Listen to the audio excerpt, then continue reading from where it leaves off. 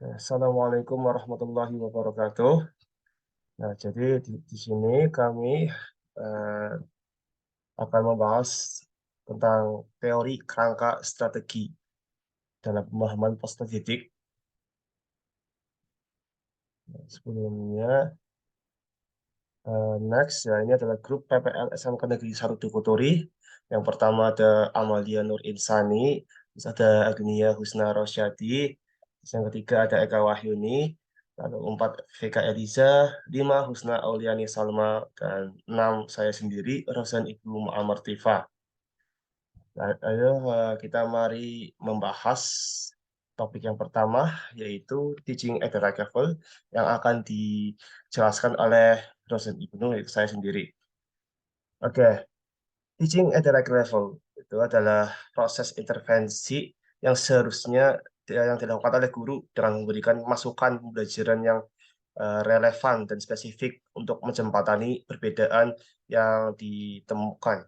Peserta didik tidak terikat pada tingkatan kelas, namun disesuaikan berdasarkan kemampuan peserta didik yang sama.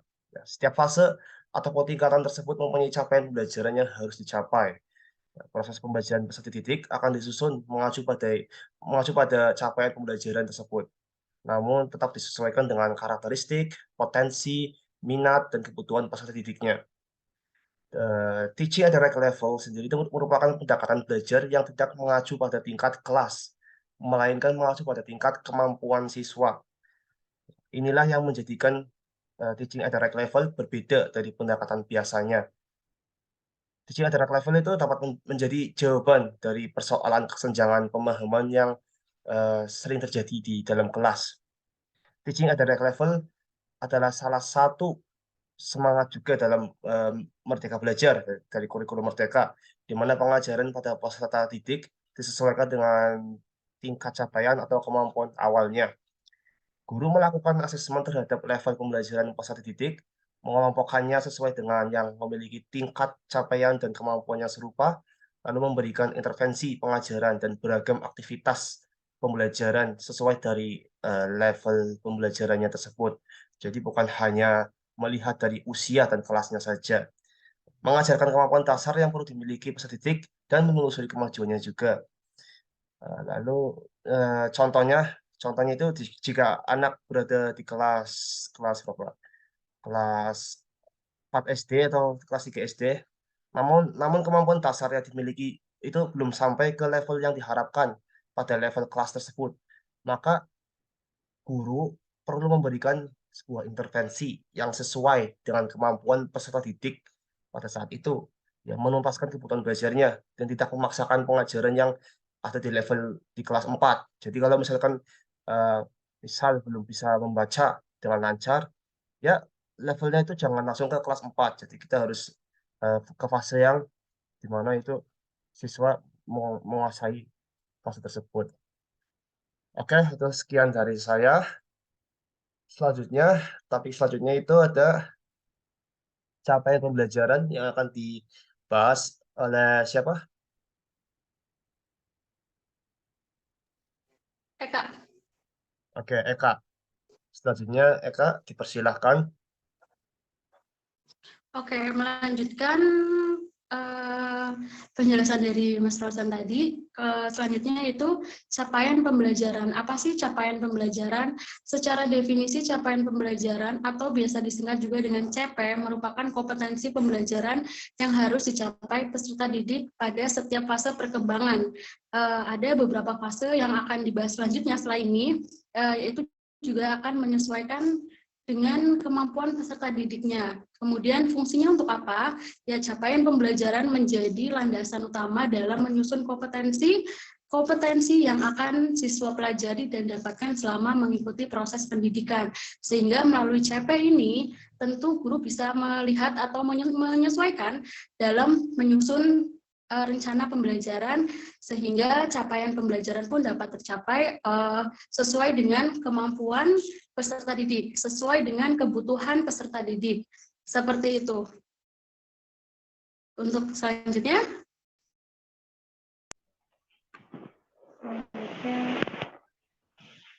Kita Oke, melanjutkan pembahasan dari Mbak Eka. Selanjutnya itu capaian pembelajaran perumusan fase. Pada capaian pembelajaran perumusan fase ini, capaian pembelajaran yang perumusan fase dapat memberikan kesempatan kepada peserta didik untuk belajar sesuai dengan tingkatan capaian, kebutuhan, kecepatan, dan gaya belajar mereka. Jadi, dalam capaian pembelajaran perumusan fase ini, memberikan kesempatan kepada peserta didik untuk belajar sesuai dengan tingkatan capaian mereka. Kemudian, fase ini juga memberikan manfaat bagi guru dan peserta didik dalam mencapai capaian pembelajaran yang akan digunakan. Fase-fase dilakukan untuk membedakan atau mengklasifikasikan dengan kelas, karena peserta didik di satu kelas yang sama bisa jadi tingkat belajarnya dalam fase yang berbeda. Maksudnya seperti ini. Ketika ada peserta didik yang duduk di kelas 1 kelas 2 SD, bisa jadi fasenya itu masih di tingkatan kelas 1. Meskipun berada di kelas 2 SD, namun fasenya masih di kelas 1. Jadi, si peserta didik yang berada di kelas 2 tersebut harus mengejar materi yang belum tercapai pada kelas 1. Seperti itu. Untuk selanjutnya yaitu ada materi yang akan disampaikan oleh Mbak Salma. Dipersilahkan. Oke, terima kasih Mbak Vika. Saya akan melanjutkan presentasi dari Mbak Vika. Untuk yang slide selanjutnya ada capaian pembelajaran pada setiap fase. Fase atau tingkatan perkembangan yaitu capaian pembelajaran yang harus dicapai murid yang disesuaikan dengan karakteristik, potensi, serta kebutuhan siswa. Pada capaian pembelajaran di sini, yaitu khususnya pada teaching at the right level, mempunyai 6 fase, 6 tahapan fase. Di antaranya ada fase A, itu untuk kelas 1 sampai kelas 2 SD. Lalu ada fase B, kelas 3 dan kelas 4 SD. Fase C, ada kelas 5 dan kelas 6 SD. Untuk selanjutnya ada di jenjang SMP, yaitu di fase D, untuk kelas 7, 8, dan 9 SMP, itu masuk dalam satu fase. Jadi dikhususkan dalam fase D ini dan untuk SMP ini, langsung untuk 3 tahun berturut-turut seperti itu. Sedangkan untuk fase SMA itu ada fase E dan fase F, yang dimana fase E itu diperuntukkan untuk kelas 10 dan fase F itu diperuntukkan untuk kelas 11 dan kelas 12. Nah, di sini terdapat pembagian fase yang mana nanti diharapkan guru dapat menentukan untuk materi pembelajaran dan metode pembelajaran yang sesuai dengan tingkatan fase tersebut. Seperti itu. Oke, yang selanjutnya akan diteruskan oleh Mbak Insan.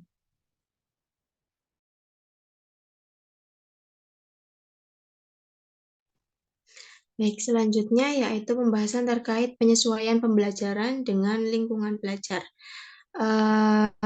Pengertiannya yaitu menyesuaikan pembelajaran dengan situasi dan lingkungan belajar. Lingkungan merupakan pengaturan atau strategi seorang pendidik dalam menciptakan lingkungan belajar yang baik untuk peserta didik.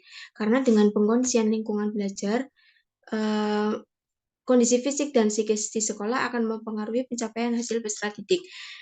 Tujuan dari penyesuaian pembelajaran dengan lingkungan belajar ini yaitu sudah tertera pada PPT, yaitu untuk memberikan dukungan keleluasaan, kenyamanan, dan keamanan belajar bagi peserta didik pada segi fisik dan psikisnya. Untuk pada segi fisiknya bisa dilakukan dengan cara mengubah tata letak ruang kelas secara fleksibel untuk menyesuaikan dengan aktivitas pembelajaran, seperti tata letak letter U, letter L, atau mungkin round, dan lain-lain.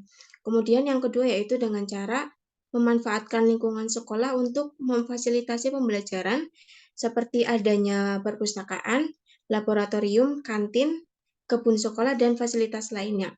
Kemudian yang terakhir untuk segi fisik yaitu menyepakati aturan bersama antara peserta didik dalam pelaksanaan pembelajaran. Seperti contoh yaitu penugasan yang disepakati bersama antara guru dengan peserta didik. Selanjutnya pada segi psikis bisa dilakukan dengan cara membangun hubungan baik antara peserta didik dengan peserta didik yang lain. Sebab peserta didik merupakan objek dari pembelajaran, sehingga jika kondisi kelasnya nyaman, maka kesiapan dan respon belajar tentu akan baik. Kemudian selain hubungan baik antara peserta didik dengan peserta didik yang lain, terdapat juga hubungan baik antara peserta didik dengan guru itu sendiri. Hubungan ini berpengaruh pada kegiatan belajar mengajar tentunya, karena dengan menciptakan suasana atau hubungan yang baik antara peserta didik dengan guru, suasana belajar akan menjadi nyaman. Kemudian salah satu cara untuk membangun hubungan baik antara peserta didik dengan guru yaitu dengan cara melakukan komunikasi yang baik kepada guru melakukan komunikasi yang baik kepada peserta didik. Sekian pembahasan terkait penyesuaian pembelajaran dengan lingkungan belajar. Untuk yang selanjutnya yaitu akan dibahas oleh rekan saya. Baiklah, saya akan menjelaskan tentang cara menggunakan capaian pembelajaran pada prinsip pembelajaran. Yang pertama adalah ciptakan lingkungan yang penuh perhatian, saling peduli, terbuka, dan nyaman untuk belajar. Guru harus konsisten dengan waktu pembelajaran agar suasana kelas menjadi kondusif dan nyaman.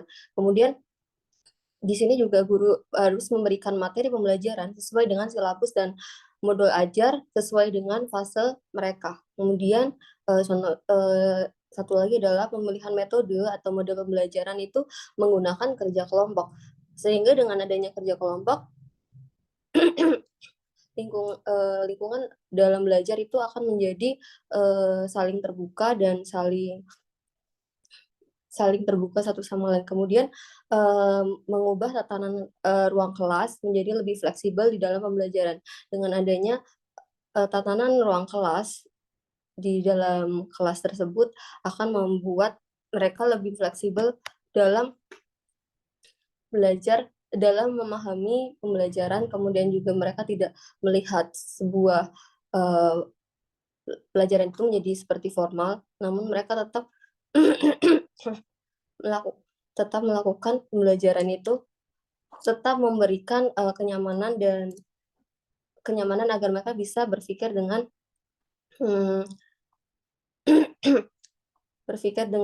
lebih fleksibel. Kemudian gunakan sumber belajar berupa buku atau alat peraga begitu.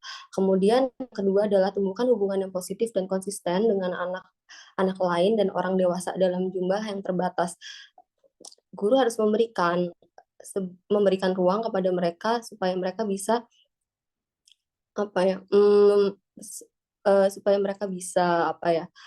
memiliki mindset positif terhadap suatu pembelajaran di dalam kelas, sehingga dengan adanya mindset tersebut anak menjadi termotivasi dan semangat belajar dalam mengikuti pembelajaran di kelas. Kemudian ciptakan kebiasaan saling menghargai dalam ruang kelas, sehingga anak juga belajar untuk menghormati dan memahami perbedaan-perbedaan yang ada dan mampu menghargai kelebihan tiap orang. Jadi di dalam kelas itu guru harus memberikan pengertian kepada mereka supaya mereka harus saling menghargai satu sama lain dan tidak ada yang namanya kesenjangan.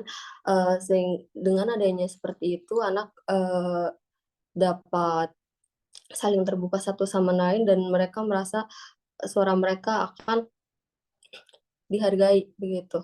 Dan tentunya guru juga harus memberikan ruang untuk mereka supaya mereka bisa menuangkan ide-ide mereka di dalam kelas. Kemudian memberikan anak kesempatan untuk bermain bersama, mengerjakan tugas dalam kelompok kecil, dan berbicara dengan temannya atau orang dewasa. Melalui hal-hal tersebut, anak belajar bahwa kelebihan dan minat berpengaruh terhadap kelompoknya. Di dalam kelas diberikannya ruang untuk mereka berdiskusi, yaitu dengan beberapa metode yang sudah tertera di kurikulum Merdeka, yaitu metode-metode diskusi, metode demonstrasi, kemudian eksperimen, begitu. Kemudian metode debat juga di situ juga akan memberikan ruang kepada mereka untuk menuangkan isi pikiran mereka di dalam kelas. Dengan adanya kelompok diskusi seperti itu mereka akan menumbuhkan fungsi kognitif mereka dalam sosial juga dan menumbuhkan jiwa kreativitas mereka. Kemudian yang kelima adalah lingkungan belajar harus mempunyai tempat untuk dapat bergerak dan beraktivitas dengan leluasa. Namun juga menyediakan tempat di mana mereka dapat beristirahat. Yang keenam adalah berikan anak keleluasaan untuk belajar dengan berbagai cara, tetapi sediakan juga kegiatan yang terjadwal dengan rutin. Di sini anak diberikan keleluasaan untuk belajar sesuai dengan kebutuhan mereka masing-masing, yaitu dengan adanya guru memberikan profiling terlebih dahulu sebelum memasuki pembelajaran terhadap minat dan gaya belajar mereka. Kemudian yang ketujuh adalah menggunakan metode belajar yang tepat. Setelah melakukan tes kognitif, tes diagnostik, dan tes kognitif mereka, guru juga diharapkan dapat menggunakan metode pembelajaran yang tepat sesuai dengan kebutuhan mereka. Kemudian yang terakhir adalah ciptakan lingkungan yang tanggap akan kebutuhan anak dan merangsang kecerdasan mereka. Guru harus menggunakan metode mengajar yang sesuai dengan kebutuhan siswa agar siswa juga lebih memahami apa yang disampaikan oleh pendidik tersebut. Baiklah, mungkin